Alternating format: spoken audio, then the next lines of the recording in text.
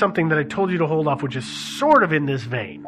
Kind of. I mean, I guess I would more assign it to like multiple serial killers, but that like there's a Craigslist, right? Or like a deep website of like, oh crap, I gotta tour into this because like where to dump a body on Oak Island? Question mark. Right? I mean, I'm sure that exists in this world where you could just Google something of like, oops, I killed someone. Blah, blah, blah. But I think the thing that feeds into this party bro thing is, as a straight woman, I have had sex with men, and straight men seem to think that ladies are into strangling. Actually, some of them do. No, I don't, but that is definitely a thing out there. And there's like I've sadly seen things about this on the internet. Right, there's something to be said by like, you know, a loving, trusting partner like slightly choking. Whatever. Way too much detail. Doesn't matter. But I mean, I think there are dudes, especially if you have a prostitute, right? And like dudes think that ladies love that, and I don't know what it is. I think it's probably a not all dudes love that. No. Not all dudes. Not all dudes. Yeah, there are some guys out there who, and in certain circles, it's more prevalent. In a prostitute situation, it is a power play. So yes. And so the fact that a lot of these women were prostitutes who were strangled does to me feed into this of like, oh crap, I got high on coke with this prostitute and was super drunk and we were having sex and I was choking her and suddenly she stopped moaning. Fake. Was that fake in that was definitely brackets speak, like fake moaning. Dude, how did you not notice, right? She stopped moaning and like, oh crap, she's dead. Like, how do I get rid of this, right? I mean, so I don't want to advocate for that. I much more like that it's nefarious serial killers that are like killing intentionally doing awful, it. But it wouldn't surprise me that much to find out that it was just some bro dudes who were into choking and accidentally killed a bunch of hookers. I don't think that would really account for all of them, though. I don't think it would either, particularly the dismembered ones, right? The dismembered ones for me have to be serial killer status. Yeah. And that's just because and the burlap I genuinely ones. want to believe that anybody who would totally dismember a body like that and drop it in multiple locations has to be a serial killer with like a very messed up mind. And I know you're making that face because but whatever. In my mind, the only people who do that are really messed up people that I don't encounter every day. And see, I've watched too many movies and too many TV shows to not think to myself, if I was in some accidental situation where I accidentally killed somebody, what is easier to get rid of? A full 100 and some odd pound body or a bunch of smaller pieces that I can spread about? Yeah. And while I might do a terrible job of hacking it apart with a knife or an axe or whatever, all of these things which I own so don't come into my house, it's just that for most of us, it would. I mean, I totally understand parting them out and taking them out in separate small loads and disposing them. Makes a lot of sense. I just don't think I could do it. I just want you to think about the like emotional toll. Like, have you ever butchered a chicken? No, actually not. I know you have chickens. Have you ever butchered a chicken? I have. Do you want to know how terribly cold I am when it comes to dead things? How? So I went to school in a rural area. Yep. And we had the mobile butcher come. Mm-hmm. And he drove to the barn and he killed a pig. And he hoisted the pig. And he was dressing and butchering it right there. All of it in the barn. And I was standing there watching the whole thing, eating a bag of crunchy Cheetos. Like, it didn't faze me at all. It was meat. So this whole time I've been worried about Joe killing you? It's me. But it turns out Steve is Steve is the one you got to worry about. Like once something is gone, it's a weird thing. So I can see, whereas, not that I would ever do this, but I can see, I was like, okay, well, it's business now. I got to do this thing. I don't think it would actually be that way for you. Probably I think not. you're like a much better... I would probably pee myself and be crying in the corner. Yeah, I don't think you could actually do it. After I touched it with a knife, not even cut, just, oh God, I can't do it. I'm sorry. Yeah, it's one thing to do it to an animal, which is in my mind kind of unpleasant enough. It's stock. It's like that's what it was meant for. But I don't think... I mean, I think there's no way that this is just one person. No, it's... I agree. And I guess I don't know if it's like a couple different serial killers or whatever. I think one of them, in my mind, definitely has to be a serial killer. The others, I don't know. It's tragic no matter what. Well, and you know what we haven't talked about. I mean, you hinted this a little bit, but okay, let's step away from the theories that we've already got. But let's just say it is something akin to what you said, which is a group dumping ground. But let's say that it's a gang dumping ground. Yeah. So it's T-Bone, he got this hooker, and things went a little too far, and he took care of him. And then a year later, like, Skippy over there. I'll just put it with the last. We'll just take it to this place we dumped the last one. Well, we'll do that. I mean, gangs don't work that way. I understand that, Joe, but I'm just saying it could be not as organized as the whole party grouping thing. I don't buy the party bro conspiracy. It seems to me it's 2 serial killers and a bunch of one-off killings. Yeah. Because happens to be dumping ground. Well, it happens to be the most. It happens to be the most logical dumping ground next to a metro area that's composed of like 8.5 million people. And so of course, figure 8.5 million people live there, and there's a couple of serial killers. Yeah, weird. There's at least one. I mean, there's got to be some, on the dark web. I'm sure that there's some Google best places to dump. And somebody says, "Well, I'm in the New York area, and I dismembered and dumped 4 different women in this area, and I haven't been caught yet." Some weirdo message board thing.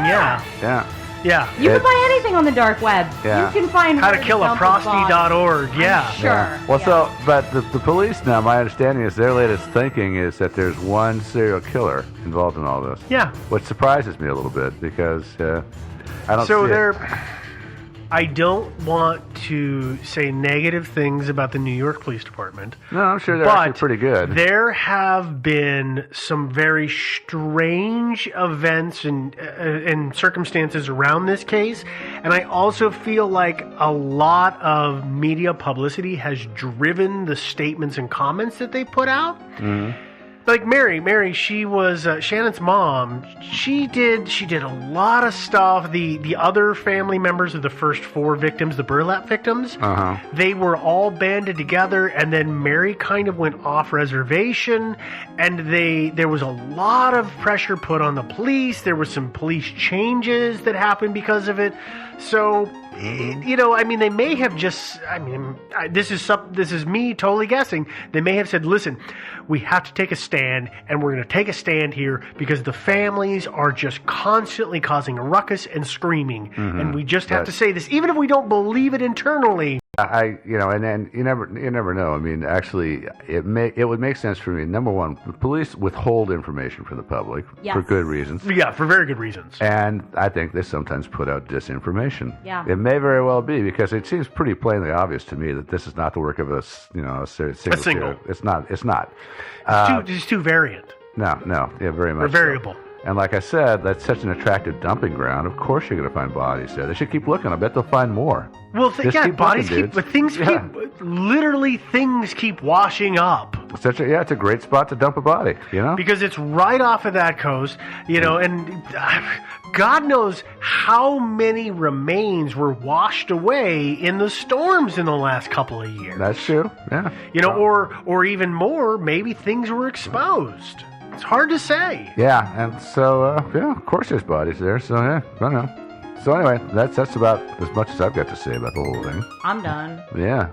All right. Well, I guess that's the end of it. So let's get into all the bits and pieces of the show that everybody waits until the very end to listen to. Yeah. This is why they download us, to hear all this stuff. I don't like actually, I think the people probably have clicked stop by this point. That was not a pun I meant to have, Devin. So first off, you can find this episode as well as all episodes and the links to the research for our episodes on our website. That website is thinkingsidewayspodcast.com. We are available on a variety of sources. If you're going to download, there is directly from the website. You can download. A lot of people do it from iTunes, Stitcher, Google Play. Stitcher and Google Play are streaming services. There's all kinds of streaming things, but the point is, leave a comment if you can. A good one we prefer. If you've got concerns, please get a hold of us. We'll talk about things that are concerning to you. A rating, because that's usually what bumps us up into popularity, and then other people are going to find us, because that's how podcasts work. Crazy! We are on the social media, so we are on Facebook. We have the Facebook page and the Facebook group, both of which are very busy and a lot of fun. We are on Twitter, so we are Thinking Sideways without the G in the middle. That's because of that character limit that we all love on Twitter. But that's where funny little things that happen in the episodes get tweeted out by Devin, as well as all the other random stuff that she finds on the internet. Dankest of memes. We also have a subreddit, so we are on there, and conversations about each episode tend to happen there. They also happen on the Facebook page. They seem to happen kind of everywhere. If you have questions, you have comments, you have concern, you have feedback, you have story suggestions, or you have anything else that you would like to say to us directly, you can do so via email. So if you want to be King Kong and beat on your chest and shout out at us, you can do that through our email, which is thinkingsidewayspodcast@gmail.com. And last but of course not least, there is support of the show. There's a couple of different ways to go about that. We have merchandise, so shirts, stickers, phone cases, mugs, all that kind of stuff. Slowly putting more and more on there. Those are available to you through both Zazzle and Redbubble. The links directly to our stores are on the website on the right-hand side. We have, if you want to do a donation, but it's a one-time donation is what you want to do, we have a PayPal account that you can do directly to. Or if you want to do a continuing donation, you can do so on Patreon, which is patreon.com/Thinking Sideways. And I realized the other day, we say it so often that people may not realize how Patreon is spelled. Oh, that's a good point. Patreon. That is exactly right, Joe. Okay. Thank you, because I was looking suddenly after I'd said that. Yeah. But Patreon is a continuing basis, so every time we post something, you pledge a certain amount. So, if you are in a situation where you can do that, that's great. If not, and you want to do the one time, that's great. If you are not in a situation to donate to the show at all, that's great too. This is free content. We appreciate what you do. It helps us out when you do that, but it is by no means a requirement. No. Yeah. I want to point out too, sometimes we drop little funny shorts and stuff like that. Yeah, we never charge the extras. Those don't get charged to your Patreon. No. Yeah. It's standard content, and that's it. Yeah. Really, that is, I think, all of the loose ends that we've got left here. Yeah. Okay, I think so. All right. Well, then, if that's it, ladies and gentlemen, we're gonna hack it up, and we will talk to you next week. Yeah. Toodaloo.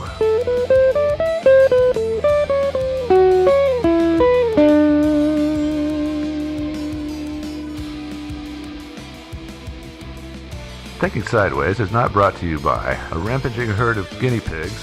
Instead, it's supported by the generous contributions of people like you, our listeners, on Patreon. Visit patreon.com/Thinking Sideways to learn more. Thinking Sideways. I don't understand.